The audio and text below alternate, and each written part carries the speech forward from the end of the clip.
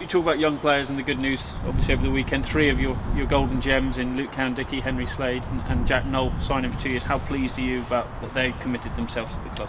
Yeah, obviously I'm delighted. For several reasons. Obviously I like them as players and as people, and the contribution to what we've achieved so far. But obviously they're also part of that group of players who are still going to keep improving with experiences and as they mature as players.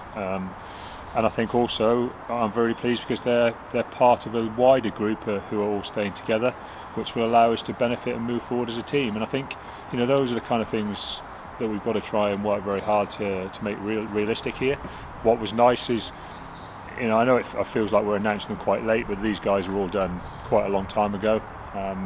The agreements on them wanting to be here and us wanting to keep them were very simple.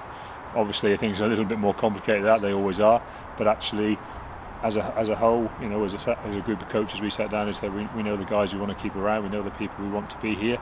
Obviously, it's a shame we can't keep absolutely everybody. But if you look at the group of 23 players involved at the weekend, there's only Santi.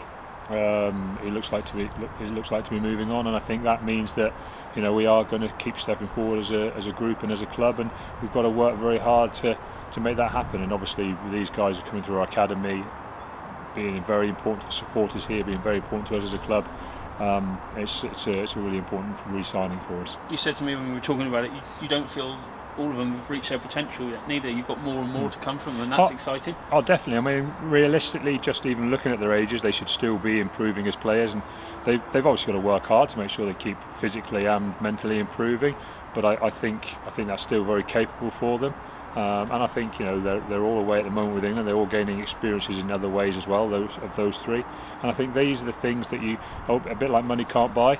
If the way I look at it, if you get to lots of Heineken Cup games and you get to Premiership finals, they're almost investments in these players as well, and you want to have some reward from that investment down the line. And the reward we're getting in the moment is they play very well for us and we're being consistent in the Premiership.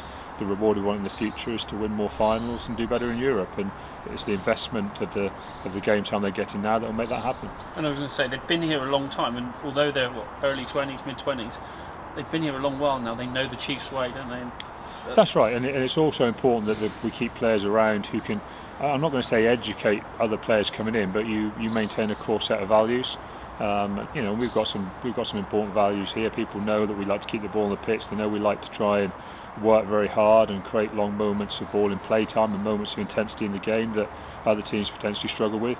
These guys buy into that completely, and it's important we keep that core guys who want that to be the way we play. Have you seen a maturity in them as well, that as they've got older, on and off the field, they're becoming different blokes? Yeah. It depends which time of the day or night you want to talk about it. But I think it's quite important because our culture here is about working hard, but it's also about playing hard and enjoying being together. I think all 3 of them embody that in slightly different ways. They're all leaders in slightly different ways, but they're also all leaders of some of the culture we have here, again in slightly different ways. And I think it's quite important that you have that balance, because they're not the same people. They're all 3 of them are actually very different when you get to know them.